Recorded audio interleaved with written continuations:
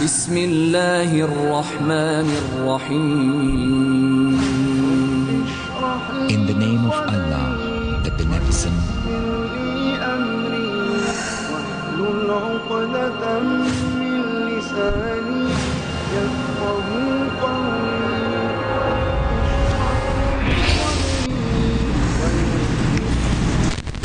السلام علیکم ورحمۃ اللہ وبرکاتہ.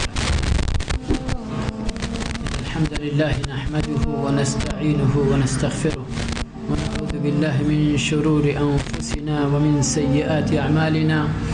من يهده الله فلا مضل له ومن يضلل فلا هادي له وأشهد أن لا إله إلا الله وحده لا شريك له وأشهد أن محمدا عبده ورسوله.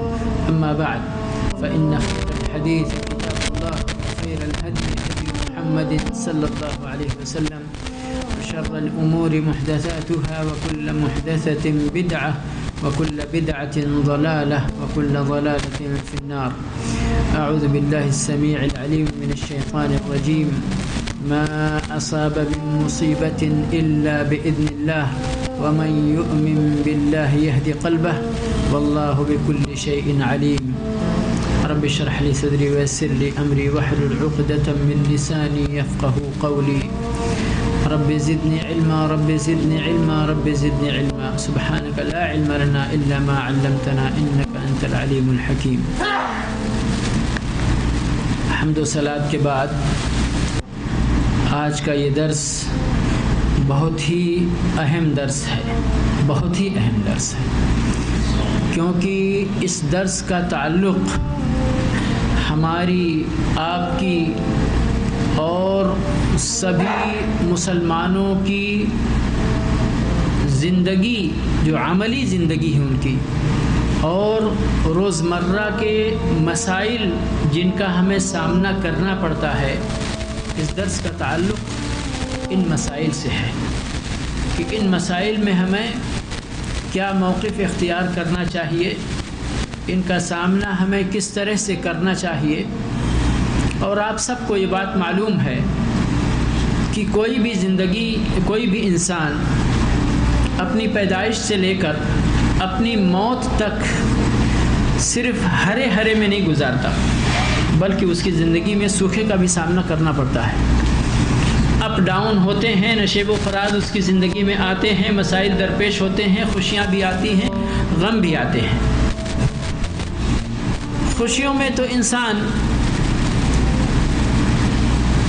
جبکہ وہاں بھی اللہ رب العالمین کی رہنمائی موجود ہے کہ خوشی کے موقع پر بھی انسان کو مبالغہ آرائی سے کام نہیں لینا چاہیے، اعتدال پسندی سے کام لینا چاہیے، فضول خرچی اور اسراف سے بچنا چاہیے. لیکن عام طور پر وہاں انسان جو آج کا یہ درس ہے اس میں مبتلا نہیں ہوتا، جزا خزا نہیں کرتا، کیونکہ خوشی کا موقع ہے، اس کو آرام سے قبول کرتا ہے. اللہ کی نعمتیں ملتی ہیں تو بندہ شکر ادا کرے نہ کرے لیکن بڑا خوش ہوتا ہے. لیکن اگر تکلیف آ جائے اس کی زندگی میں تو یہاں پر انسان اگر سچا پکا مومن نہیں ہے تو پائے ثبات میں لغزش آ ہی جاتی ہے. اور یہی مقصد ہے اللہ رب العالمین کا انسان کی زندگی میں نشیب و فراز لانے کا. اللہ رب العالمین ہمیں دیکھنا چاہتا ہے کہ ہم اپنے رب پر کتنا ایمان رکھتے ہیں. کیا صرف ہم کو مٹھائیاں ہی پسند ہیں، یا کہ اگر رب کی طرف سے کبھی امتحان کے طور پر کڑواہٹ کا شکار ہونا پڑے تو اس کڑواہٹ کو بھی ہم سہن کر سکتے ہیں. اللہ رب العالمین نے زندگی میں، جو انسان کی زندگی میں نشیب و فراز لے کر آتا ہے، بہت ہی کھلے لفظوں میں اللہ رب العالمین نے بیان فرمایا قرآن کے اندر. ایسا نہیں کہ کوئی ڈھکی چھپی چیز ہے اور مقصد واضح نہیں ہے، بہت واضح مقصد ہے. اللہ رب العالمین نے ایک آیت کے اندر، سورہ عنکبوت 3 نمبر کی آیت ہے، فرمایا احسب الناس ان یترکوا أن يقولوا آمنا وهم لا يفتنون وَلَقَدْ فَتَنَّا الَّذِينَ مِنْ قَبْلِهِمْ فَلَيَعْلَمَنَّ اللَّهُ الَّذِينَ صَدَقُوا وَلَيَعْلَمَنَّ الْكَاذِبِينَ. کتنا کھلا لفظ ہے اور یہ قرآن کا بڑا ہی پرحکمت اسلوب رہا ہے ہمیشہ. اور میں نے اس پوائنٹ پر ہمیشہ اپنے بھائیوں کی توجہ مبذول کرانے کی کوشش کی ہے کہ جن آیتوں کے اندر ایسے احکام بیان کیے جاتے ہیں کہ جن کا تعلق ہر شخص سے ہے، ان آیتوں کو اللہ رب العالمین نے بڑے کھلے لفظوں میں بیان کیا ہوتا ہے، بڑے کھلے لفظوں میں. یہاں یہ چیز بھی، یہ سب کے لیے، ہمارے لیے، آپ کے لیے، عبداللہ کے لیے، عبد الرحمن، محمد، احمد، سب کے لیے ہے یہ. تو اس لیے اللہ رب العالمین نے بڑے کھلے لفظ استعمال فرمائے ہیں. فرمایا احسب الناس، کیا لوگوں نے یہ گمان کر رکھا ہے، ان یترکوا، کہ انہیں چھوڑ دیا جائے گا، ان یقولوا آمنا، ہم نے کہہ دیا ہم ایمان لے آئے، اور اللہ رب العالمین یوں ہی ہمارے اس دعوے کو قبول فرما لے گا. ہمارا گمان یہی ہے کہ ہم نے کہہ دیا لا الہ الا اللہ، دل سے کہا، زبان سے کہا، آزمائش آئی تو ناکام ہو گئے، کامیاب ہو گئے، اس سے قطع نظر ہم نے تو سمجھ لیا ہم ایمان والے ہو گئے اور ہم نے جنت خرید لی. لیکن یہ دنیا کا اصول ہے کہ کسی آدمی کا دعویٰ بغیر ثبوت کے قبول ہوتا ہے. کورٹ میں، دنیا کے کسی بھی کورٹ میں، سیکولر کورٹ ہو، غیر مسلم کسی مذہب کا کورٹ ہو، اسلام کا کورٹ ہو، پنچایت ہو، دعویٰ کرنے والا جب تک اپنے دعوے پر ثبوت نہیں پیش کرتا، جب تک اس کی بات نہیں مانی جاتی، اس کو ڈھکوسلا مانا جاتا.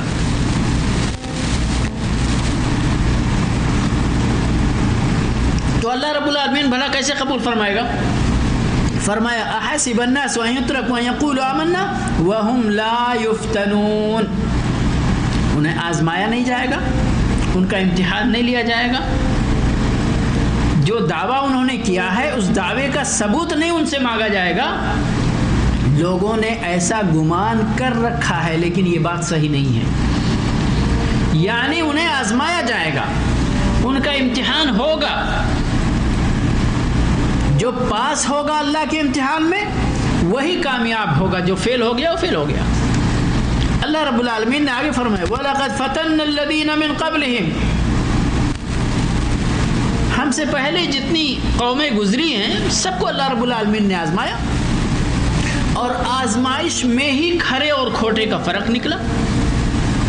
کون پکا مومن ہے، کون منافق ہے، کون امتحان میں پیچھے ہٹ جانے والا ہے، کون کامیاب ہونے والا ہے.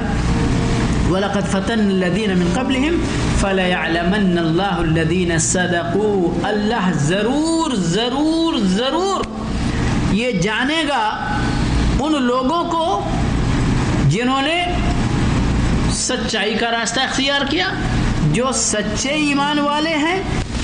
وَلَيَعْلَمَنَّ الْكَاذِبِينَ، اور اللہ جھوٹوں کو بھی جان کر ہی رہے گا. سچوں کو اللہ رب العالمین انعام سے نوازے گا، اور جھوٹوں کو اللہ رب العالمین اپنے انعام سے محروم رکھے گا، بلکہ الٹا ان کو سزا ہوگی. تو مقصد واضح ہے یا نہیں ہے؟ ہماری زندگی میں جو مصیبتیں، جو پریشانیاں، جو امتحان ہمارا ہوتا ہے اس کا مقصد تو واضح ہے نا. اگر ابھی واضح نہیں تو ایک دوسری آیت لے لیجئے، اور سورہ بقرہ کے اندر 155 نمبر کی آیت اللہ رب العالمین ارشاد فرماتے ہیں وَلَنَبْلُوَنَّكُمْ، یہاں بھی تاکیدی اسلوب اختیار کیا ہے. وَلَنَبْلُوَنَّكُمْ، ہم ضرور بالضرور تمہاری آزمائش کریں گے، آزمائیں گے، امتحان لیں گے. وہ امتحان کیسے ہوگا؟ فرمایا بِشَيْءٍ مِّنَ الْخَوْفِ وَالْجُوعِ، تم کو خوف میں مبتلا کریں گے، بھوک میں مبتلا کریں گے. دیکھیں گے پیٹ بھرا ہوا رہتا ہے تو سب کہتے ہیں اللہ اللہ، اگر پیٹ کبھی خالی ہو جائے تو اس خالی پیٹ میں دیکھتے ہیں کس کا نام زبان پر آتا ہے. خوف کے ذریعے اور بھوک کے ذریعے. اور کیا فرمایا؟ فرمایا وَنَقْصٍ مِّنَ الْأَمْوَالِ وَالْأَنفُسِ وَالثَّمَرَاتِ وَبَشِّرِ الصَّابِرِينَ. فرمایا ہم تمہارا مال بھی کم کریں گے. بزنس کرو گے نفع بھی آئے گا لیکن کبھی گھاٹے کا سامنا بھی کرنا پڑے گا. گھر میں رکھا مال بھی کبھی چوری بھی ہو سکتا ہے, کبھی کچھ ہو سکتا ہے, کبھی کچھ ہو سکتا ہے. والانفس, بیٹے دیں گے, بچے دیں گے, انہی دیے ہوئے بچوں میں سے کبھی کسی کو ہم لے بھی لیں گے.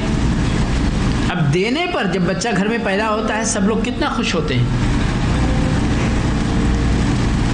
اگر اللہ رب العالمین انہی یعنی کسی کو اللہ نے 5 بچے دیے اور اگر ایک واپس لے لیتا ہے تو جو ایمان والا ہوتا ہے وہ تو اس کو گوارا کر لیتا ہے, لیکن جو ایمان والا نہیں ہوتا ہے وہ اس پر جزا فضا آہو بکا کوہرام مچا دیتا ہے.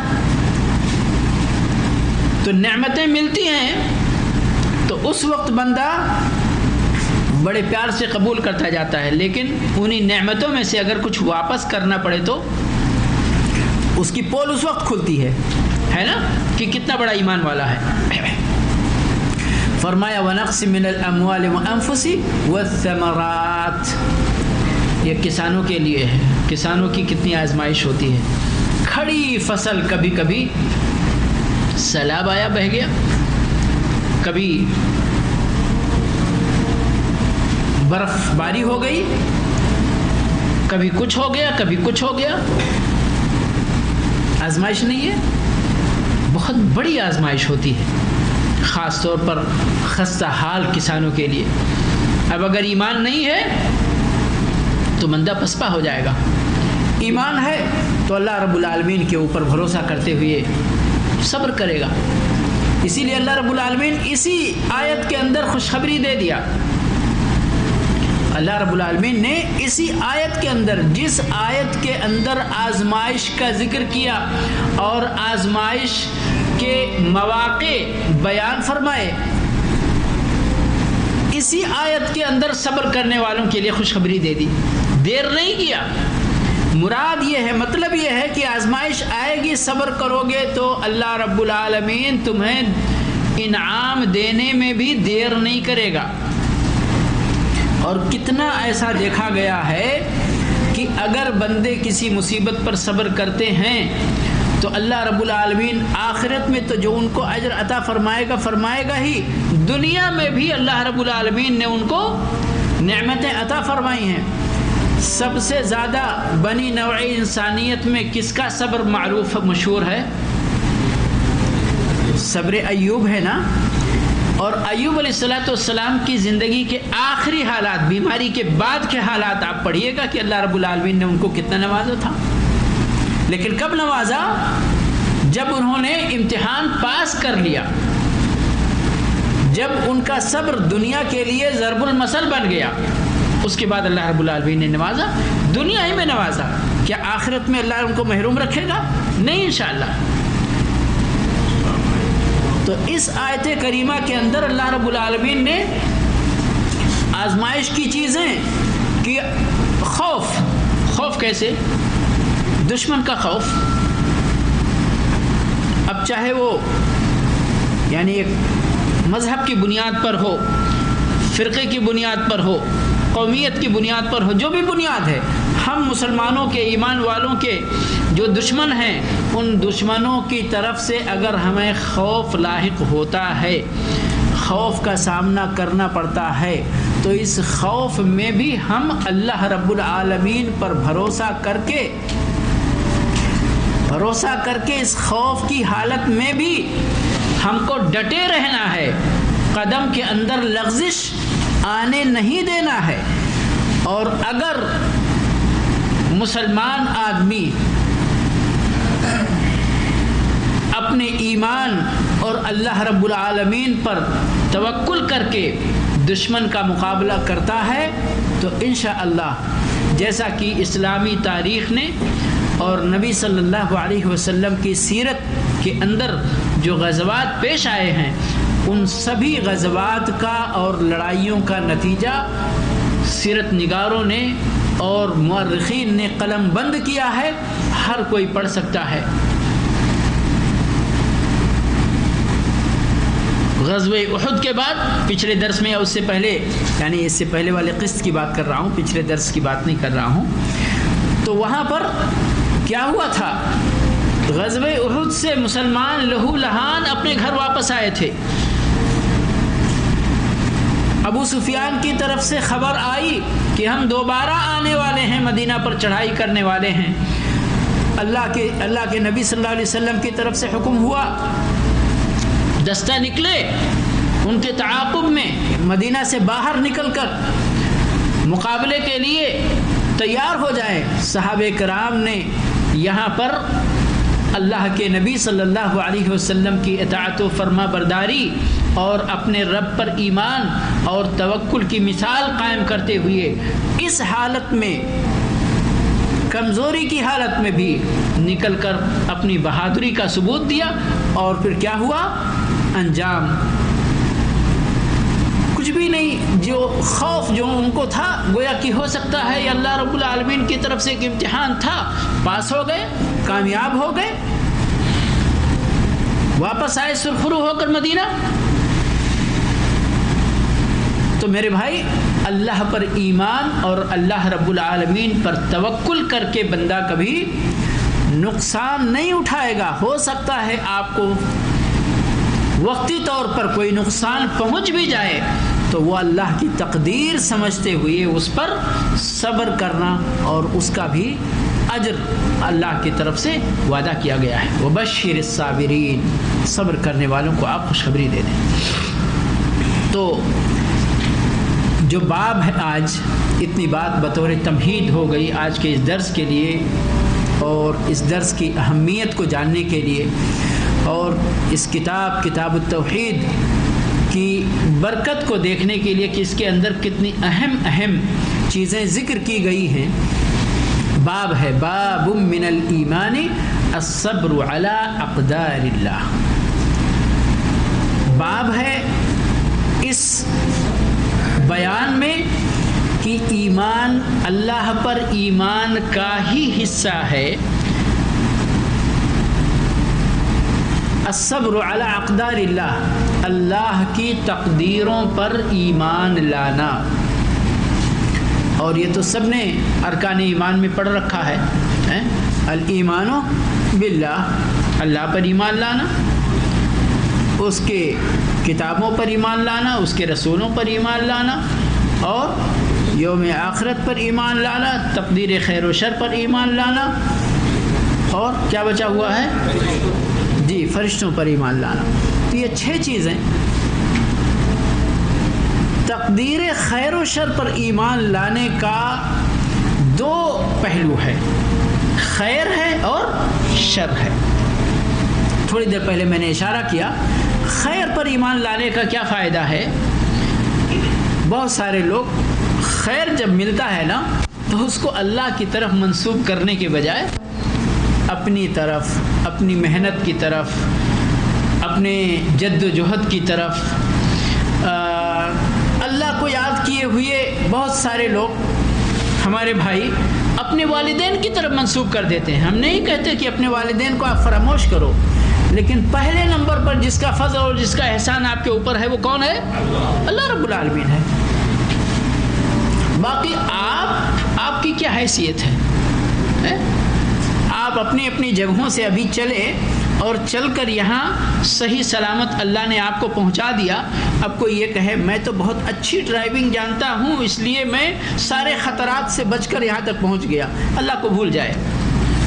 ایک ایمان والے کے شایان شان نہیں ہے یہ. اس کو یہ کہنا الحمدللہ اللہ کے فضل سے میں سلامتی کے ساتھ اپنی منزل تک پہنچ گیا ہوں. ورنہ کتنے ماہر ڈرائیور ہیں. ہمارے ایک سری لنکی ساتھی ہے یہاں پر، اس نے کہا ایک سری لنکا کا ڈرائیور تھا، 30 سال یا 33 میں بھول گیا، یہی پہ مملکہ پہ اس نے ڈرائیونگ کیا، اور نہ اس کو نہ اس کی گاڑی کو ایک خراش بھی نہیں آیا تھا کبھی اس پورے ہسٹری میں. اور ریاض جا رہا تھا، 30 سال یا 33 سال کے بعد ایکسیڈنٹ ہوا تو اس میں اس کی موت ہی ہوئی. سمجھ گئے؟ تو سبحان اللہ، یہ اللہ رب العالمین کی تقدیر ہے. انسان کو اس زعم میں نہیں رہنا چاہیے، اس گمان میں نہیں رہنا چاہیے. اور خوبیوں کو اپنی طرف منسوب نہیں کرنا چاہیے. یہ تو اللہ کا فضل ہے, اللہ کا احسان ہے, اور اللہ رب العالمین نے آپ کی تقدیر میں آپ کے پیدا ہونے سے پہلے بلکہ اس کائنات کو تخلیق دینے سے 50,000 پہلے ان چیزوں کو لکھ رکھا تھا. اس میں آپ کی کوئی خوبی نہیں ہے. آپ اگر اچھی ڈرائیونگ بھی کرتے ہیں تو اللہ کی توفیق سے کرتے ہیں.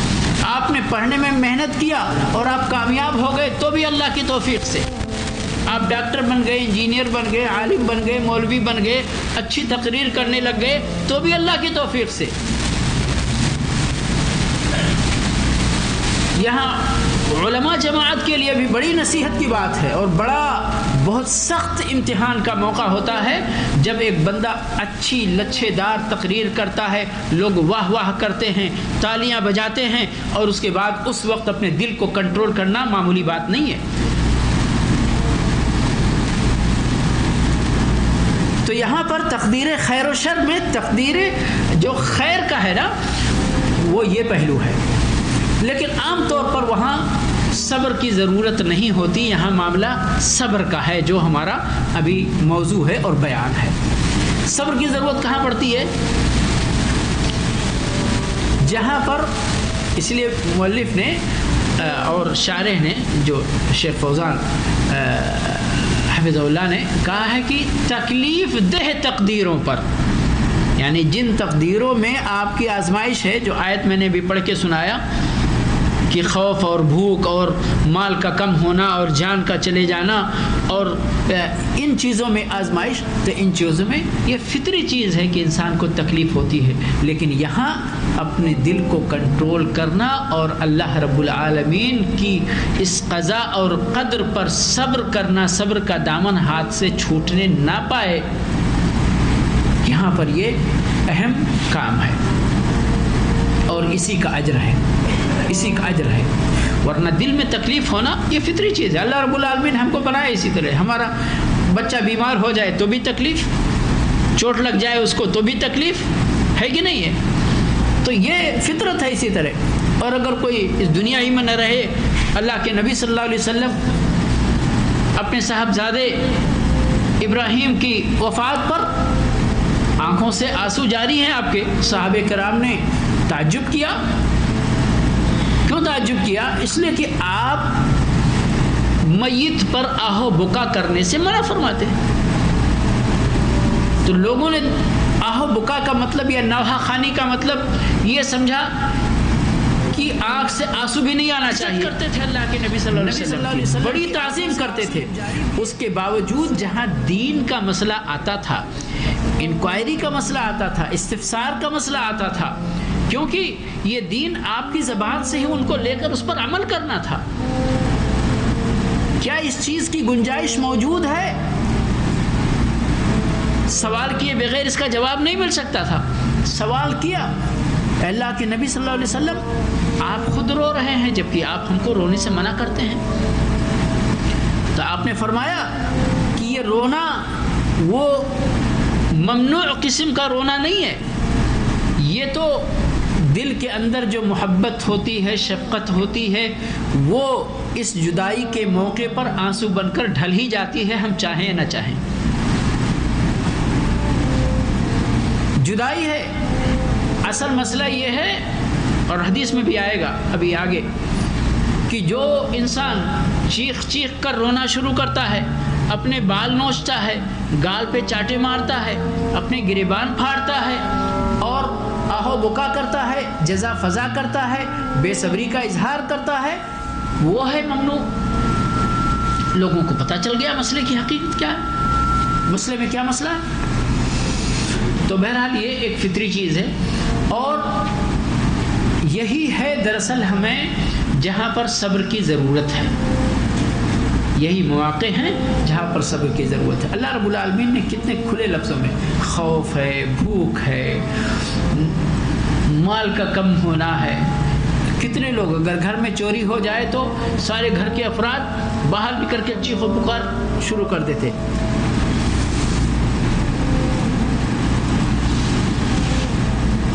صبر کس کو کہتے ہیں؟ ابھی پچھلے درس میں ہمارے عزیز شیخ نے بیان کیا تھا سورہ کہف میں، آپ لوگ بھی تقریباً ہر جمعہ کو پڑھتے ہوں گے انشاءاللہ، وَاصْبِرْ نَفْسَكَ مَعَ الَّذِينَ يَدْعُونَ رَبَّهُمْ، ٹھیک ہے نا؟ وَاصْبِرْ نَفْسَكَ یہاں کیا مطلب ہے؟ اور میں نے اسی ضمن میں یہ بھی بتایا تھا کہ بہت سارے ہمارے بھائی لوگ نیک لوگوں کے ساتھ رہنا نہیں چاہتے، ہے نا؟ لیکن اللہ رب العالمین نے حکم دیا ہے، اور یہاں پر ایک مسئلہ بہت باریک سمجھنے کی چیز ہے کہ دل، یقیناً ہمارا دل جو نفس ہے نا، نفس امارہ خاص طور پر، وہ ہمارا نہیں چاہے گا کہ ہم کسی نیک آدمی کے ساتھ رہیں۔ کیوں؟ ہم کو جانور کی آزادی چاہیے جس میں ہم شیطان کے وسوسے پر بھرپور عمل کر سکیں، وہ چاہیے ہم کو۔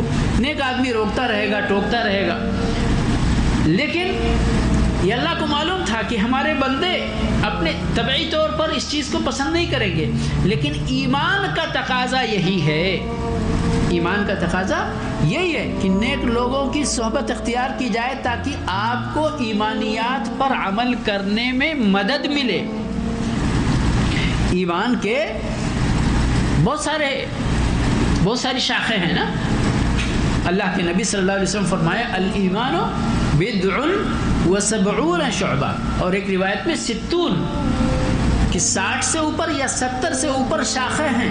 اعلاها لا الہ الا اللہ و ادناها اماطۃ الاذى عن الطریق، سب سے اونچی شاخ ایمان کی کیا ہے؟ لا الہ الا اللہ، لیکن زبان سے نہیں پڑھنا، صرف زبان سے نہیں، دل سے اس کو قبول کرتے ہوئے اس کے شروط اور اس کے تقاضوں کو پوری کرتے ہوئے لا الہ الا اللہ پڑھنا، یہ ایمان کی اونچی شاخ ہے۔ ورنہ تو منافق بھی پڑھتے تھے نا، نبی صلی اللہ علیہ وسلم کو سامنے گواہ بنا کر کہتے تھے ہم گواہی دیتے اس بات کی کہ آپ اللہ کے رسول ہیں۔ اللہ نے کہا کہ تمہاری گواہی جھوٹی ہے، تمہاری گواہی جھوٹی ہے، اللہ کو معلوم ہے۔ تو یہ جو مسئلہ ہے سچائی کا نا، لا الہ الا اللہ کے اندر، یہ بڑا اہم مسئلہ ہے، اور جو بندہ اپنے ایمان کے اندر سچا ہے، لا الہ الا اللہ کو دل کی گہرائی سے قبول کر کے سچائی کے ساتھ پڑھتا ہے، وہی کامیاب ہونے والا ہے۔ بہت سارے لوگ لا الہ الا اللہ، لا الہ الا اللہ، لا الہ الا اللہ کا معنی ہی معلوم نہیں، ادھر لا الہ الا اللہ، ادھر قبر پر جا کر مرغا ذبح کر کے ادھر بناتے ہیں، کھاتے ہیں، اور ادھر قبر والے سے مانگتے ہیں، پھر عبد القادر جیلانی سے، غوث اعظم سے، اور کون سے مانگتے ہیں، تو اس لا الہ الا اللہ سے کوئی فائدہ نہیں ہونے والا ہے۔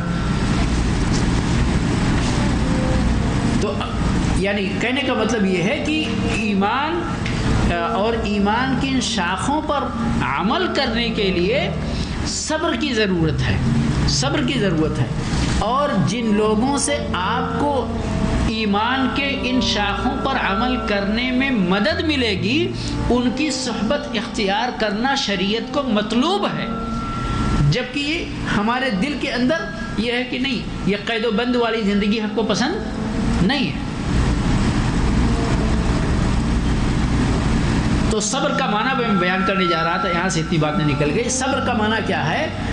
اپنے نفس کو باندھ کے رہنا، حتیٰ کہ صبر کا ایک حدیث میں دوسرا آتا ہے کہ کسی چڑیا کو یا کسی چیز کو باندھ کے اس کو پھر تیر یا بندوق سے نہیں مارنا چاہیے، تو وہاں پر بھی صبرن کا لفظ ہے، سمجھ گئے؟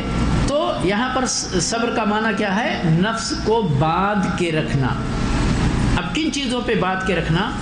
اب یہاں پر نمبر آتا ہے کہ 3 چیزوں میں، 3 جگہوں میں صبر کی ضرورت پڑتی ہے، 3 جگہوں میں صبر کی ضرورت پڑتی ہے۔ الصبر علی طاعت اللہ، اللہ کی فرما برداری کرنے کے لیے بھی بندے کو صبر کرنے کی ضرورت ہے، پڑتی ہے۔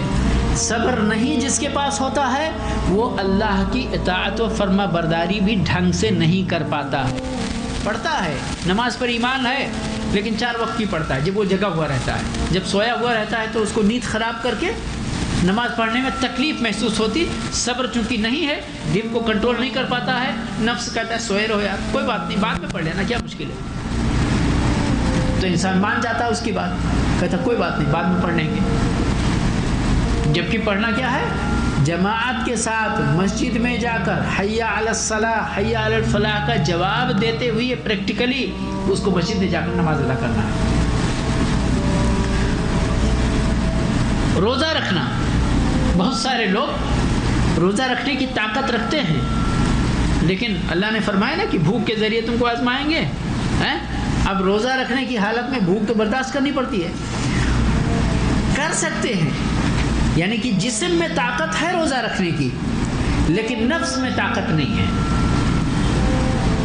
برداشت نہیں کر پاتے. تھوڑی سی بھوک لگی، نہیں ہم کو بھوک برداشت نہیں ہوتی. ارے بھائی برداشت کرو گے تب نہ برداشت ہوگی.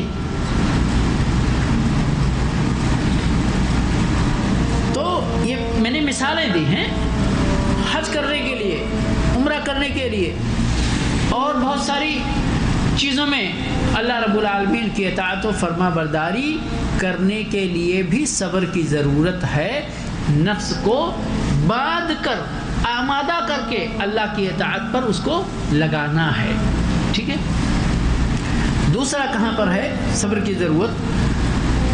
جو جن چیزوں کو یہ اطاعت کا مطلب فرما برداری، یعنی جن کاموں کے اللہ رب العالمین نے کرنے کا حکم دیا ان کے کرنے کے لیے بھی صبر چاہیے، اور جن کاموں سے اللہ رب العالمین نے منع فرما دیا ہے، سمجھیے نا، ان سے بچنے کے لیے بھی صبر کی ضرورت ہے. الصبر علی طاعت اللہ اور صبر عن محارم اللہ. اللہ رب العالمین نے جن چیزوں کو حرام قرار دے رکھا ہے ان چیزوں سے بچنے کے لیے بھی آپ کو صبر کی ضرورت ہے. ایک مولوی صاحب نے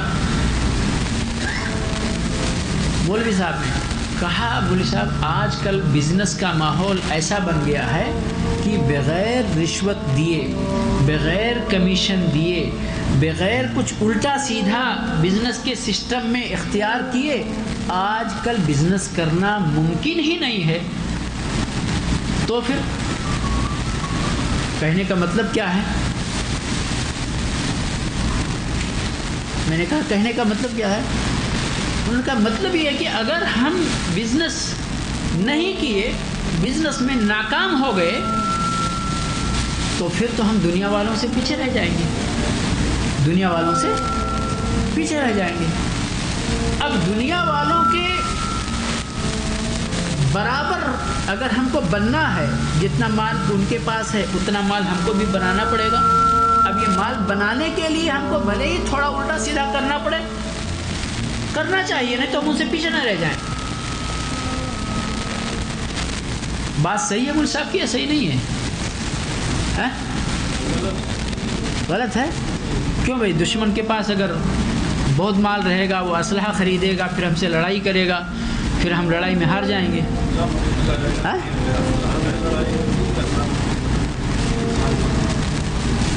بظاہر ان کی بات صحیح ہے، لیکن حقیقت میں ان کی بات صحیح نہیں ہے. یہیں پر آتا ہے صبر کا رول، صبر کا کردار، کہ دراصل، اور شیخ نے سبحان اللہ آخر میں اس بات کی طرف اشارہ بھی کیا ہے اپنی شرح کے اندر،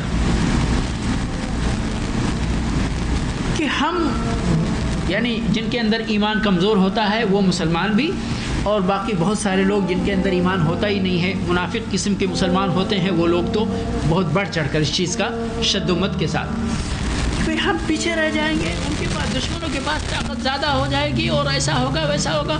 دیکھو ان کے پاس کتنی ٹیکنالوجی ہے، وہ چاند پر پہنچ گئے، وہ ایسا ہے، ان کی لائف اسٹائل ایسی ہے، ان کے مکانات ایسے ہوتے ہیں، ان کے بہت ساری چیزیں.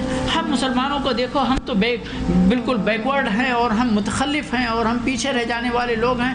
ہم دنیا میں ترقی نہیں کرتے، ہم تعلیم حاصل نہیں کرتے، ہم ایسا نہیں کرتے، ویسا نہیں کرتے.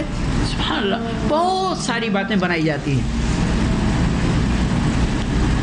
اور سب کا مدعا یہ ہے کہ جو وہ کر رہے ہم کو بھی اسی طرح کر کے ان کے بالمقابل ان کے برابری ہونا چاہیے دنیا کے اندر. یہاں پر یعنی یہ نعرہ تو بڑا خوبصورت ہے، لیکن حقیقت میں یہ بے ایمانی اور لادینی، یا کم از کم حرام کاموں کے ارتکاب کی دعوت ہے، چھپے طور پر، مانے یا نہ مانے۔ اب مثال کے طور پر کاروبار میں لے لیں ہم، اور حقیقت ہے یہ مطلب افسوس کے ساتھ کہنا پڑتا ہے کہ زمینی حقیقت اسی طرح کی ہو گئی ہے، اور سارے لوگ مسلمان ہوتے ہوئے یہ کام کر رہے ہیں۔ ارے بھائی سارے لوگ جو مسلمان ہیں مسلمان بن جائیں تو یہ کمیشن کا، رشوت کا، سود کا، یہ سب معاملہ ختم ہو جائے گا کہ نہیں ختم ہو جائے گا؟ پھر ہم جیسے لوگوں کو، آپ جیسے لوگوں کو پھر موقع ملے گا انشاءاللہ ترقی کرنے کا۔ لیکن اگر وہ غلط راستہ اختیار کر کے دنیا میں ترقی کر رہے تو کرنے دو۔ آپ کے منہ کے اندر رال نہیں آنا چاہیے ان کے اس مال کو، اس جو ہے ہائی فائی لیونگ اسٹائل جس کو بولتے ہیں اس کو دیکھ کر، کیونکہ دراصل اب پھر وہی معاملہ آتا ہے کہ ہم مسلمانوں کا یہ ایمان ہے کہ ہم کو اس دنیا کے اندر hifi living style maintain کرنے کے لیے پیدا نہیں کیا گیا ہے، ہم کو چاند پر کمند ڈالنے کے لیے، چاند پر سیارہ اتارنے کے لیے پیدا نہیں کیا گیا ہے۔ ہماری پیدائش کا مقصد تو سیدھا سادہ بڑا سمپل سا ہے، اللہ کی اطاعت کرو، فرما برداری کرو، اللہ کی محارم سے میں اپنے آپ کو بچاؤ، موت آئے جہنم سے بچ جاؤ، اللہ رب العالمین جنت عطا فرمائے، ہے کہ نہیں ہے؟ وما خلقت الجن والانس الا ليعبدون، اللہ کی عبادت کرو، اللہ کو راضی کرو، اللہ راضی ہو جائے گا، جہنم سے محفوظ کر لے گا، جنت عطا فرمائے گا۔ نبی صلی اللہ علیہ وسلم آج کے دعویٰ کرنے والے لوگوں کی طرح چاند پر نہیں گئے، تو کیا آپ کی زندگی کا مقصد حاصل کرنے میں کوئی کمی رہ گئی؟ ہم نہیں گئے، آپ نہیں گئے، ہمارے باپ دادا کتنے علماء، کتنے بزرگ، کتنے ائمہ صحابہ کرام نہیں گئے، ان کی زندگی کا مقصد حاصل کرنے میں کوئی کمی رہ گئی ان کے لیے؟ پھر ہمیں کیا پریشانی ہے؟ سودی سسٹم کاروبار، کہتے ہیں آج کل آپ یہ سسٹم اختیار نہیں کرو گے، اس سے بچنا ناممکن ہے۔ کہتے ہیں اللہ رب العالمین نے، اللہ رب العالمین رحمان ہے، رحیم ہے، اور ہم اس کے بندے ہیں، ہم اس کے بندے ہیں۔ اللہ رب العالمین نے کھول کر کے ایک نہیں کئی جگہوں پر یہ بات اعلان کے ساتھ بیان فرما دیا ہے۔ قرآن کریم کے اندر اس کے نبی صلی اللہ علیہ وسلم نے بیان فرما دیا ہے، لا یکلف اللہ نفسا الا وسعها۔ اب بچو، اتقوا اللہ ما استطعتم، اللہ سے ڈرو جتنا تمہاری طاقت ہے۔ اب جہاں پر یہ ہے کہ اب اس کے آگے ہم نہیں بچ سکتے، وہاں پر اللہ رب العالمین کی رحمت، اللہ رب العالمین کا عفو شروع ہو جاتا ہے۔ ہمیں ٹینشن لینے کی بہت زیادہ ضرورت نہیں ہے، ہاں لیکن بچنے کی طاقت ہے، پھر بھی ہم یہ بہانہ اپنے لیے بنا لیں، اپنے دل کو خامخواہ کی تسلی دینے کے لیے، نہیں بھائی ان سب چیزوں سے ابھی بچنا مشکل ہے، اس لیے کوئی بات نہیں۔ پھر آپ ایک قدم آگے بڑھاتے ہیں، پھر اس کے بعد دوسرے قدم کا نمبر آتا ہے، پھر تیسرے قدم کا نمبر آتا ہے، پھر جتنے لوگ اس راستے پر دوڑ رہے ہیں آپ بھی تھوڑی دیر کے بعد دوڑنا شروع کر دیتے ہیں۔ سمجھ گئے؟ یہیں پر صبر کا کردار ہے، آپ کو صبر کرنا ہے۔ آپ کا پڑوسی ہو سکتا ہے، آپ کی جھوپڑی ہو، آپ کا کھپڑے کا گھر ہو، ایک منزل گھر ہو، آپ کا پڑوسی غلط کام کر کے 2 نمبر کا پیسہ کما کے 3 منزل کھڑا کر لے۔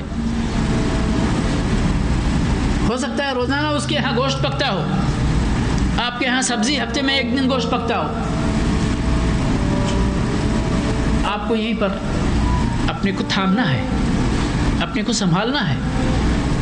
اللہ رب العالمین پر ایمان اور ایمان کا پھل، ایمان کا نتیجہ آپ کو اپنے سامنے رکھنا ہے اور ایمان کے تقاضوں کو پوری کرنا ہے۔ یہیں پر نمبر آتا ہے، اور یہ باب کیا ہے؟ باب من الایمان باللہ، اللہ پر ایمان کے کاموں میں سے یا شاخوں میں سے ایک کام یہ بھی ہے، ایمان کا ایک حصہ یہ بھی ہے کہ اللہ کی تقدیر پر، قضاء و قدر پر صبر کیا جائے۔ تو اللہ کی طاعت کے لیے، فرما برداری کے لیے بھی صبر کی ضرورت ہے، اور اللہ کے حرام کردہ چیزوں سے بچنے کے لیے بھی صبر کی ضرورت ہے۔ اور تیسرا وہ ہمارے اس درس کا جو موضوع ہے کہ صبر علی اقدار اللہ المؤلمہ، تکلیف دہ تکلیف دہ تقدیروں پر صبر کرنا اللہ کی. اور مؤلف کا جو طریقہ رہا ہے وہ باب ہے. اس کے بعد میں وقول اللہ تعالی ومن یؤمن باللہ یہد قلبہ، جو اللہ پر سچا ایمان رکھتا ہے اللہ رب العالمین اس کے دل کو ہدایت عطا فرماتا ہے. یہ ٹکڑا ہے ایک آیت کا جو میں نے پڑھا تھا. اللہ رب العالمین ارشاد فرماتے ہیں ما اصاب من مصیبت الا باذن اللہ، کسی بندے کو کوئی بھی مصیبت پہنچتی ہے تو اللہ کی مشیت اور اللہ کی اجازت سے ہی پہنچتی ہے. اللہ کی اجازت کے بغیر دنیا میں کچھ بھی نہیں ہوتا. ایک ذرہ بھی ہل کر اپنے ایک ذرہ برابر بھی جگہ تبدیل نہیں کر سکتا ہے بغیر اللہ کی مشیت کے، بغیر اللہ کے حکم. اور اللہ نے ان سب چیزوں کو لکھ رکھا ہے. اللہ کے بارے میں دراصل ہم لوگ غور بھی نہیں کرتے، اتنا غور کرنے کا وقت بھی نہیں ہے، غور کرنے کے ہمارے پاس وہ وسائل اور علم بھی نہیں ہے. اب آپ سوچئے، یہ صرف آپ کے سامنے یہ جو زمین ہے کرۂ ارضی جو ہے، یہ اللہ رب العالمین کے اس وسیع و عریض کائنات کا ایک چھوٹا سا حصہ ہے. سو پھر بھی کتنی بڑی ہے یہ، اس کے اندر کتنے ذرے ہیں، اس ذرے ذرے کا علم اس رب کے پاس ہے. اسی لیے تو اللہ رب العالمین نے سمندر کتنا بڑا ہے، اس زمین کا 3/4 سمندر ہی ہے. پھر بھی اللہ رب العالمین نے کہا اس روئے زمین پر جتنے درخت ہیں سب کو قلم بنا دو اور سمندر کو سیاہی بنا دو. سیاہی بھی ختم، قلم بھی ٹوٹ جائیں گے، اور اللہ رب العالمین کی صفات اور اللہ رب العالمین کے کلمات ختم نہیں ہوں گے. ایک دوسری جگہ کہ اسی کے ساتھ 7 سمندر اور ملا دو پھر بھی ختم نہیں ہوں گے. وہ یہی ہے نا، وہ یہی ہے. اس اللہ سے ہمیں ڈرنا نہیں چاہیے، اس اللہ سے ہمیں خوف نہیں کھانا چاہیے، اس اللہ سے ہمیں امید نہیں رکھنی چاہیے. وہ اللہ صرف ڈرنے کا پہلو نہیں ہے، بات گزر چکی ہے رجا و خوف کی. تو بہرحال میرے کہنے کا مطلب صرف یہ ہے کہ ایمان اللہ پر کما حقہ ہمیں ہونی چاہیے، اور ایمان کے تقاضوں کو پوری کرنے کے لیے جس قدر صبر کی ضرورت ہے اور جہاں جہاں صبر کی ضرورت ہے ہمیں وہاں وہاں صبر کرنا چاہیے. اور صبر کا معنی آپ لوگ سمجھ چکے ہیں کہ دل بے قابو ہوگا اس کو آپ کو قابو میں کرنا ہے. دل کہے گا یہ کرو اور آپ کو اسے اللہ کے احکام کی لگام لگانی ہے. بے لگام دل کے ہر خواہشوں کو پوری کرتے جانا، ہر تمناؤں کو جائز اور ناجائز پوری کرتے جانا، یا کسی پریشانی پر جزا اور فضا کا طریقہ اختیار کر لینا، یہ اللہ رب العالمین پر ایمان کے تقاضوں کو پوری نہیں کرتا ہے. کہتے ہیں یہاں پر وَمَن يُؤْمِن بِاللَّهِ جو آیت ہے، یہاں پر اس ایمان کا جو معنی مفسرین نے بیان کیا ہے، القمہ کہتے ہیں هُوَ الرَّجُلُ تُصِيبُهُ الْمُصِيبَةُ، کسی بندے کو کوئی مصیبت آتی ہے فَيَعْلَمْ أَنَّهَا مِنْ عِنْدِ اللَّهِ، اس مصیبت کے بارے میں وہ یہی سمجھتا ہے یہ مصیبت اللہ کی طرف سے آئی ہے، اللہ کی طرف سے آئی ہے. فَيَرْضَى وَيُسَلِّمْ، اس مصیبت سے بھی وہ یہ سمجھ کر راضی ہو جاتا ہے کہ اللہ کی طرف سے ہے اور اللہ نے اس مصیبت کو ہمارے لیے اختیار کیا، ضرور اس کے اندر کوئی نہ کوئی بھلائی کا پہلو ہے، اس لیے ہم اس سے راضی ہیں اور ہم اس کو تسلیم کرتے ہیں. اور جب بھی صبر کا موضوع ہو تو سب کو چھوڑ کر ایوب علیہ السلام کا قصہ اٹھا کر پڑھ لیا کریں، آپ کو آپ کے سارے سوالوں کا جواب مل جائے گا. وفي صحيح مسلم عن ابي هريره رضي الله تعالى عنه ان رسول الله صلى الله عليه وسلم قال، صحیح مسلم میں ابو ہریرہ رضی اللہ تعالی عنہ سے روایت ہے، فرماتے ہیں اثنتان في الناس هما بهم كفر الطعن في النسب والنياحة على الميت. فرمایا اللہ کے نبی صلی اللہ علیہ وسلم نے کہ بندوں کے اندر، لوگوں کے اندر دو طرح کی چیزیں، دو خصلتیں، دو عادتیں ایسی ہیں کہ جو کفر تک پہنچانے والی چیزیں ہیں، یا کفر دون کفر، یعنی کفر اکبر نہیں تو کفر اصغر ہیں. کیا ہے وہ؟ الطعن فی النسب، والنیاحۃ علی المیت، کسی کے نسب میں عیب لگانا، کسی کے نسب میں عیب لگانا، اس کا خاندان صحیح نہیں، اس کا نسب صحیح نہیں، وہ فلاں کا بیٹا نہیں، وہ کسی اور کا بیٹا، بہت ساری باتیں، بہت سارے طریقے ہیں، زنا کا الزام لگا دینا کسی پر، اور بہت ساری چیزیں ہیں۔ والنیاحۃ علی المیت، اور کسی میت پر نوحہ خوانی کرنا،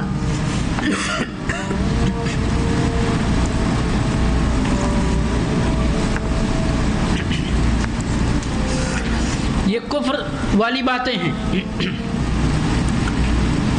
وَلَهُمَا عَنِ ابْنِ مَسْعُودٍ مَرْفُوعًا، یعنی صحیح مسلم کی روایت ہے اور صحیح بخاری کی، ابن مسعود سے مرفوع روایت ہے، لَيْسَ مِنَّا مَنْ ضَرَبَ الْخُدُودَ وَشَقَّ الْجُيُوبَ وَدَعَا بِدَعْوَى الْجَاهِلِيَّةِ۔ اللہ کے نبی صلی اللہ علیہ وسلم نے بہت ساری احادیث کے اندر لَيْسَ مِنَّا کا لفظ استعمال کیا ہے، سمجھ گئے؟ من غشنا فلیس منا، اور اس طرح سے من تشبہ بقوم فہو منہم، یعنی ہم میں سے نہیں ان میں سے ہے۔ تو یہ سبھی اسلوب جب کسی غلط کام کو اللہ کے نبی صلی اللہ علیہ وسلم کو اپنی امت کے سامنے بیان کرنا ہوتا ہے تو یہ اسلوب ہے، براءت کا اسلوب ہے، کہ میں اس کام سے بری ہوں، ایسے بندوں سے میں بری ہوں، ایسے لوگوں سے میرا کوئی تعلق نہیں ہے۔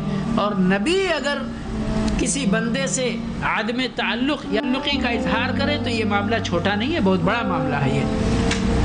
تو فرمایا ہم میں سے وہ بندہ نہیں ہے جو گالوں پہ چاٹا مارتا ہے، خدود، خد کی جمع خدود، وشق الجیوب، اور جیبوں کو پھاڑتا ہے۔ بس یہ یہاں جیبوں کو یاد رہیں کہ ہمارے یہاں جیب کا لفظ جب بولا جاتا ہے تو یہ جیب مراد ہوتا ہے، یا یہ جو بغل کا ہے یا پینٹ میں جو آگے پیچھے لگا لیتے ہیں، سمجھ گئے؟ عربی میں جو جیب کا لفظ بولا جاتا ہے تو یہ آپ کا جو گلے کا کپڑے کا جو اس کو کیا بولتے ہیں جی، کیا بولتے ہیں اس کو؟ پٹی نہیں، پٹی نہیں، یہ کھلا ہوا جو ہے گریبان بولتے ہیں، گریبان، ٹھیک ہے، گریبان بولتے ہیں۔ تو اس کو پھاڑنا، بہت سارے لوگ جب جزا فضا کرنے کا نمبر آتا ہے تو پھر پھاڑ دیتے ہیں۔ اگر آپ کو دیکھنا ہو، چھوٹا سا نہیں، بہت بڑا مظہر بن گیا ابھی تو ابھی محرم کتنے دن ہوئے گزرے ہیں، دیکھ لیں کہ کیا کیا ہوتا ہے۔ یہ ساری صورتیں جو ہے وہ آپ کو وہاں بہت آسانی سے اور بہت یعنی مکمل صورتحال میں مل جائیں گی۔ وَدَعَا بِدَعْوَى الْجَاهِلِيَّةِ، اور جاہلیت کی باتیں کرتا ہے۔ جاہلیت کی باتیں، دیکھیں جاہلیت کا معاملہ جو ہے نا وہ اسلام آنے سے پہلے لوگوں کی جو عادتیں تھیں، بہت ساری غلط عادتیں، تو وہ اگر کوئی اسلام میں آنے کے بعد بھی وہی غلط کام کرتا ہے تو اس کو کہا جاتا ہے کہ وہ جاہلیت والا کام کر رہا ہے۔ یعنی اسلام اس کے برعکس چیزوں کا حکم دیتا ہے، جن چیزوں کو اسلام نے پیچھے چھوڑ دیا، مٹا دیا، ابھی بھی یہ جاہل شخص یا جاہلیت کا گرویدہ یا خوگر شخص ابھی وہی کام کر رہا ہے۔ اب وہ جاہلیت کا جو بہت سارے کام اس میں سے ہیں، ایک بڑا اہم کام ہوتا ہے عصبیت کا۔ عصبیت کا آدمی اپنے خاندان پر فخر کرتا ہے، خاندان کے لیے جان دینے کو بھی، چاہے جا چاہے بے جا، ہے نا؟ انصر اخاک ظالما او مظلوما کے ظاہری معنی پر ہمارا چچا زاد ہے تو وہ حق پر ہے تب بھی ہم اس کی مدد کریں گے، ناحق پر ہے تب بھی اس کی مدد کریں گے۔ یہ جاہلیت کا سب سے یا جاہلی اعمال کا سب سے بڑا مظہر ہے۔ تو تعصب کا معاملہ بڑا خطرناک ہے۔ تعصب ہر چیز میں ہو سکتا ہے، اگر انسان تعصب سے اپنا پیچھا نہ چھڑا سکے تو غیر شعوری طور پر مبتلا ہو جاتا ہے۔ ہم جس کالج میں پڑھ لیتے اس کالج کے لیے تعصب کرنا شروع کر دیتے۔ تعصب کا مطلب سمجھتے ہیں کہ آپ اس کی خوبی کو بھی خوبی کہیں اور اس کے عیب کو بھی خوبی ہی کہیں، اس کے عیب کو سننا گوارا نہیں۔ آپ اپنے مدرسے کے بارے میں، اپنے جامعہ کے بارے میں، اپنے کالج کے بارے میں، اپنے اسکول کے بارے میں، نہیں ہمارا اسکول ہے وہ، اس میں ایسی باتیں نہیں ہیں۔ تو آدمی کو حقیقت پسند ہونا چاہیے، چاہے اس کے اپنے خلاف ہو اور چاہے اس کے موافق ہو۔ وعن انس ان رسول اللہ صلی اللہ علیہ وسلم قال اذا اراد اللہ بعبد الخیر عجل له بالعقوبة في الدنیا، یہ بہت اہم حدیث ہے، غور سے سنیے گا۔ وَإِذَا أَرَادَ بِعَبْدِهِ الشَّرَّ أَمْسَكَ عَنْهُ بِذَنبِهِ حَتَّى يُوَافِيَ بِهِ يَوْمَ الْقِيَامَةِ۔ پریشانی آنے پر اسی حدیث کو اپنے سامنے رکھ کر صبر کریں گے تو صبر کرنا بڑا آسان ہو جائے گا، بڑا آسان ہو جائے گا۔ کیا ہے؟ اللہ کے رسول صلی اللہ علیہ وسلم فرماتے ہیں کہ جب اللہ تبارک و تعالی اپنے کسی بندے کے ساتھ بھلائی کا معاملہ کرنا چاہتا ہے تو عجل له بالعقوبة فی الدنیا، دنیا میں اللہ رب العالمین اس کو کسی مصیبت میں مبتلا کر کے، میں یہ مفہوم بتا رہا ہوں ورنہ لفظی ترجمہ یہ نہیں ہے، یعنی کسی مصیبت میں مبتلا کر کے، یہ لفظ میں نے خود بڑھایا ہے سمجھیے، لیکن مفہوم یہی ہے، سمجھ گئے؟ اس کے سزا کو دنیا میں اللہ دے دیتا ہے۔ وَإِذَا أَرَادَ بِعَبْدِهِ الشَّرَّ، اور جب اللہ رب العالمین اپنے بندے کے ساتھ برائی کا ارادہ کرتا ہے تو امسک عنہ بذنبہ، تو اس کے گناہ کی سزا روک لیتا ہے، روک لیتا ہے، امسکا حتی یوافی بہ یوم القیامہ، یہاں تک کہ اس کو اس کے گناہ کا سزا قیامت کے دن بھرپور سزا دے گا۔ کتنی بڑی بات ہے۔ تو یہ جو ہم کو، آپ کو اور کسی بھی عبداللہ عبد الرحمن کو، چاہے اس کے جان میں، اس کے مال میں، اس کے صحت میں، اس کے بچوں میں، اس کے بیٹا میں، بیٹی میں، کسی میں بھی، ماں میں، باپ میں، بھائی میں، بہن میں، کسی میں بھی اگر اس کو مصیبت نظر آتی ہے تو اس کو جزا فضا اور بے صبری نہیں کرنا چاہیے، بلکہ اس کو اس حدیث کو سامنے رکھتے ہوئے یہ سمجھنا چاہیے کہ یہ میرے حق میں جو کچھ ہو رہا ہے وہ بہتر ہو رہا ہے۔ البتہ یہاں پر ایک تنبیہ کہ لوگوں کو اپنے گناہوں کی سزا اللہ سے دنیا میں نہیں مانگنا چاہیے، یہ ممنوع ہے،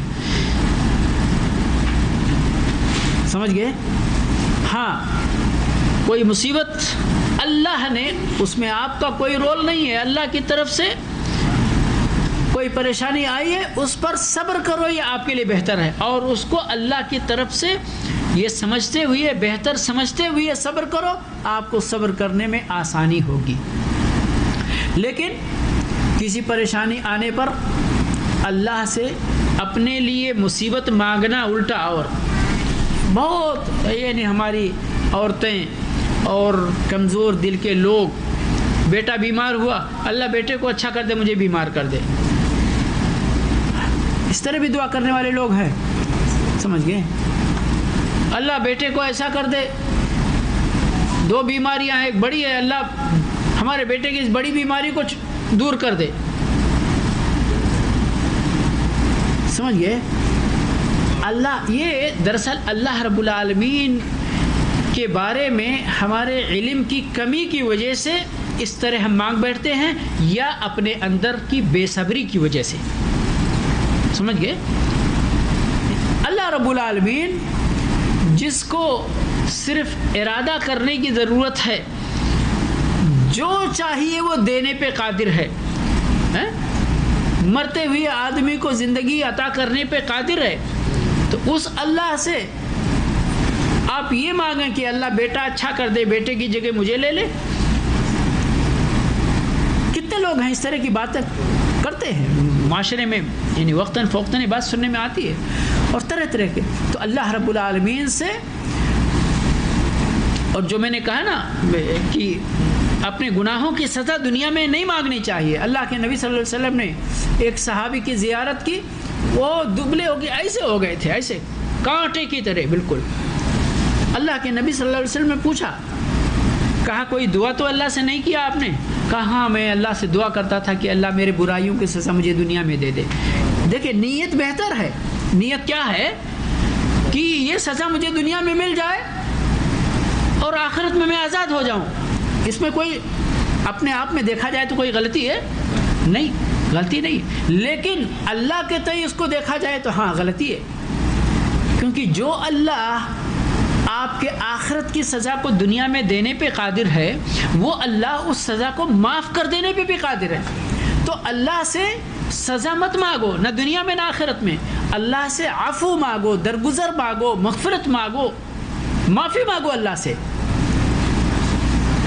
اللہ معاف کرنے پہ قادر ہے، آپ مصیبت کیوں لے رہے؟ تو انہوں نے کہا کہ میں اس طرح کی دعا، تو اللہ کے نبی صلی اللہ علیہ وسلم نے فرمایا ہاں یہ اسی کا نتیجہ ہے، اور کسی کو بھی اپنے گناہوں کی سزا دنیا میں مانگنی نہیں چاہیے، ہاں اللہ دے دے تو اس کو اپنے لیے خیر سمجھ کر تسلیم کرتے ہوئے اس پر صبر کرنا چاہیے، یہ اس کے لیے بہتر چیز ہے۔ دوسرا جو اس کا پہلو ہے وہ بڑا خطرناک پہلو ہے، اور ہم سارے لوگ دھوکے میں ہیں اس پہلو کے تحت، حدیث کا جو دوسرا ٹکڑا ہے۔ اللہ رب العالمین جب کسی کے ساتھ برائی کا ارادہ کرتا ہے تو اس کے گناہوں کی سزا کو روک کے رکھتا ہے، یہاں تک کہ اس کو قیامت کے دن بھرپور سزا دیتا ہے۔ ہم میں سے بہت سارے لوگ، اگر کسی کو مال ملنا شروع ہوا، پانی کی طرح اس کا مال بڑھا جا رہا ہے، اور مال کے ساتھ اس کی بد اخلاقی بھی بڑھی جا رہی ہے، اس کی بددینی بھی بڑھی جا رہی ہے، پھر بھی ارے فلاں تو بڑا نصیب والا ہے، فلاں تو بڑا نصیب والا ہے۔ دیکھو کسی چیز کو بھی ہاتھ لگاتا ہے تو مٹی کو ہاتھ لگاتا ہے سونا بن جاتا ہے نا؟ آپ سب لوگوں نے کہتے سنا ہوگا، لیکن یہ دیکھنا چاہیے کہ اس مال تو مل رہا ہے، اس کو مال بھی مل رہا ہے، اولاد بھی مل رہی ہے، سب صحت مند ہیں، تگڑے ہیں، سب ایک فوج اس کے پاس تیار ہے، مال بھی ہے، نفری بھی ہے، سب کچھ ہے۔ اگر آپ کو دیکھنا ہے تو اس کی دینی حالت دیکھو، اس کی دینی حالت دیکھو۔ اگر ان ساری نعمتوں کے ساتھ اس کی دینی حالت صحیح نہیں ہے تو یاد رکھو یہ اللہ کی طرف سے اس کو امہال ہے، مہلت ہے، وہ برائی کے راستے پہ اور بڑھے گا، ابھی اللہ کی طرف سے پکڑ نہیں آئی ہے۔ اور اپنے کو کمتر مت سمجھو ایسے لوگوں کے مقابلے میں۔ لوگ کیا سمجھتے، کہتے بھی ہیں کبھی کبھی، کہیں دیکھو اگر اللہ اس سے خوش نہیں ہوتا تو اس کو اتنا کیوں دیتا، اور اللہ مجھ سے ناراض نہیں ہوتا تو مجھے فقیر کیوں بناتا ہے؟ اللہ کو معلوم ہے میرے بھائی کہ کس کے حق میں مال بہتر ہے، کس کے حق میں فقیری بہتر ہے، اور کس کو مال دے کے آزمانا ہے اور کس کو فقیری دے کے آزمانا ہے۔ کوئی بھی پہلو یاد رکھیں۔ اب کوئی فقیر ہے تو یہ نہ سمجھیں کہ وہ فقیر ہے تو اللہ کے یہاں بہت بڑا ولی ہے، ایسا نہیں ہے۔ اگر وہ فقیر ہے اور صابر و شاکر ہے، ایمان والا ہے، تب سمجھے کہ وہ ولی ہے، ورنہ فقیر بھی شیطان ہوتے ہیں، سمجھ گئے؟ تو یہ دونوں پوائنٹ، مال کا زیادہ ہونا کم ہونا، یہ اللہ کی خوشی اور ناراضگی کی علامت نہیں سمجھی جا سکتی بغیر اس بندے کے دین حالت دیکھے ہوئے، اور اسی طرح مال کا نہ ہونا یا مال کا ہونا یا مال کا کم ہونا یہ اللہ رب العالمین کے ناراضگی کی دلیل نہیں ہے کہ اللہ رب العالمین ایسے بندے سے ناراض ہے، اس کی دینی حالت دیکھنی ہے۔ وقال النبی صلی اللہ علیہ وسلم ان عظم الجزاء من عظم البلاء، جزا بھی بندے کو اسی بقدر ملتی ہے جس قدر اس کو آزمائش میں مبتلا کیا جاتا ہے، اگر وہ آزمائش میں کامیاب ہو جائے تو، فیل ہو گئے تو پھر اس کو اجر کہاں ملے گا۔ وَإِنَّ اللَّهَ تَعَالَى إِذَا أَحَبَّ قَوْمًا ابْتَلَاهُمْ، جب اللہ رب العالمین کسی سے محبت کرنے لگتا ہے تو ان کو آزماتا ہے۔ فَمَنْ رَضِيَ فَلَهُ الرِّضَا، اللہ کی آزمائش میں جو راضی برضا رہے تو اللہ بھی اس سے راضی ہو جاتا ہے۔ ومن سخط فلہ السخط، اور جو بندہ ناراضگی کا اظہار کرتا ہے، جزا فضا کا اظہار کرتا ہے. کتنے سارے لوگ غیر شعوری طور پر تھوڑی سی پریشانی آتی ہے تو بولنا شروع کر دیتے، ارے یار یہ بھی کوئی زندگی ہے. کتنے لوگوں کو بولتے آپ نے سنا، یہی جملہ بولتے سنا ہوگا، ارے یار یہ بھی کوئی زندگی ہے، یہ بھی کوئی زندگی میں زندگی ہے. سبحان اللہ. اللہ رب العالمین نے آپ کو صحت دیا، تندرستی دیا، اللہ کی زمین پر چل رہے، اللہ کے آسمان کا سایہ ہے آپ کے اوپر، اللہ کے سورج سے فائدہ اٹھا رہے. آپ تھوڑی سی پریشانی کیا ہوئی کہ بھول گئے سارے احسانات. تو یہاں پر ہے کہ جو اللہ کی اس آزمائش کے اندر اللہ کی اس تقدیر سے راضی رہا تو اللہ اس سے راضی، جو ناراض ہو گیا اللہ اس سے ناراض. بڑی بات ہے نا.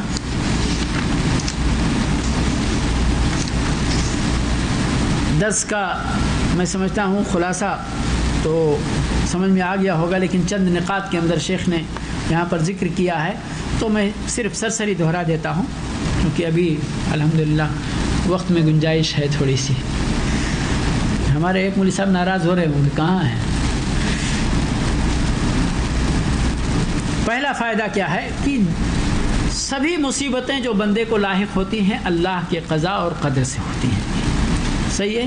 ما اصاب بمصیبت الا باذن اللہ، کوئی بھی مصیبت آتی ہے تو اللہ کی طرف سے، اللہ کی اجازت سے آتی ہے. دوسرا فائدہ کہ جو اللہ کے قضاء اور قدر سے راضی ہو گویا کہ اس نے اپنے ایمان کو ہی مکمل کیا، یعنی اللہ کے اس قضاء اور قدر پر راضی ہونا یہ ایمان کا حصہ ہے. تیسرا ہے کہ ایمان کے بہت سارے کام ہیں، انہی میں سے ایک کام بھی ہے، اور حدیث آپ سن چکے ہیں کہ 70 سے زیادہ یا 60 سے زیادہ شعبے ہیں.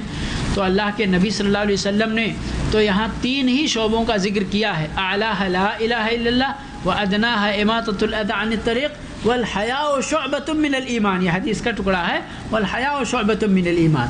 حیا ایمان کا ایک شاخ ہے ایمان کی.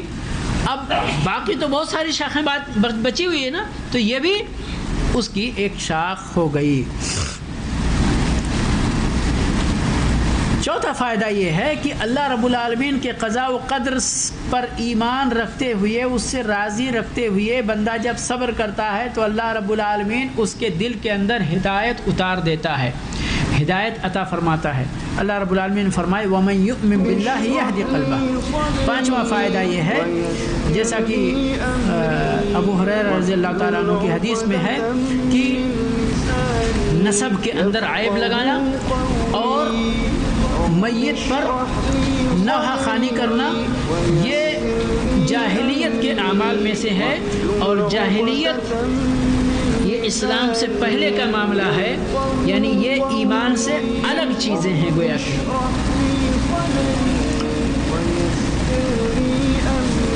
اسی طرح اس کا ایک فائدہ اور حدیث میں ابن مسعود رضی اللہ تعالیٰ عنہ کی حدیث میں کہ بھئی جیب پھاڑنا یعنی گریبان چاک کرنا، چاٹے مارنا، دعویٰ جاہلیہ کی باتیں کرنا، اور بھی بہت سارے چیزیں ہیں، بال نوچنا اور ناخون سے جو ہے ابھی محرم میں 56 چھری چلانا ذکر نہیں حدیث میں، لیکن کیا وہ الگ ہو جائے گا؟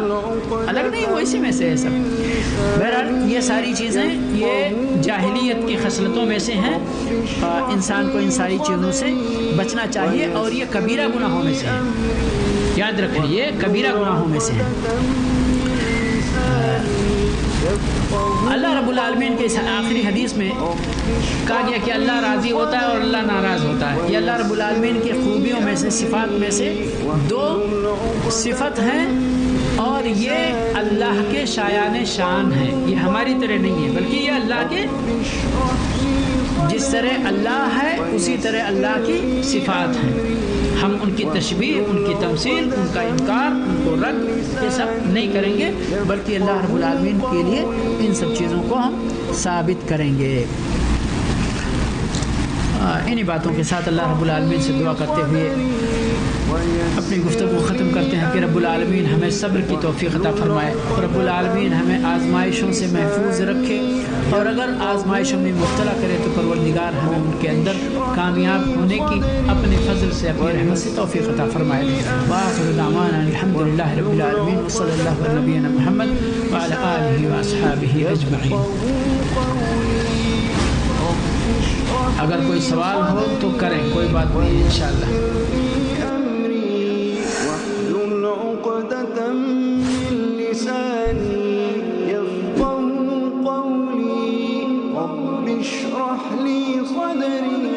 ويسر لي أمري واحلل عقدة من لساني يفقه قولي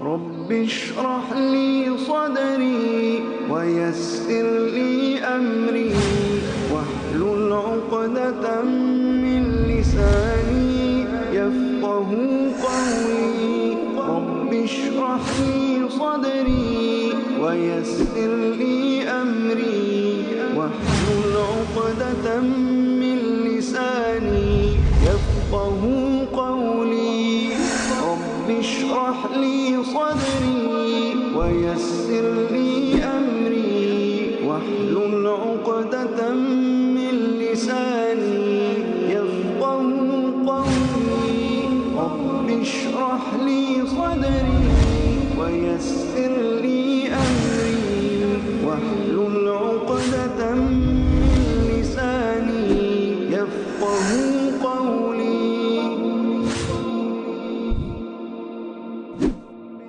رب اشرح لي صدري ويسر لي أمري واحلل عقدة من لساني يفقه قولي رب اشرح لي صدري ويسر لي أمري واحلل عقدة من لساني يفقه قولي رب اشرح لي صدري ويسر لي أمري واحلل عقدة من لساني يفقه قولي رب اشرح لي صدري ويسر لي أمري واحلل عقدة من لساني يفقه قولي